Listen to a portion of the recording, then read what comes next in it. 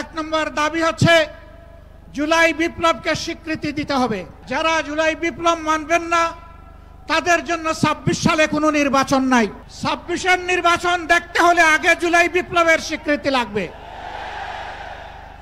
আর জুলাই বিপ্লবের স্বীকৃতি দিতে হলে জুলাই সনদের আইনি ভিত্তি দিতেই হবে। এই আইনি ভিত্তি ছাড়া কোনো নির্বাচন অনুষ্ঠান হওয়ার কোনো সম্ভাবনা নেই।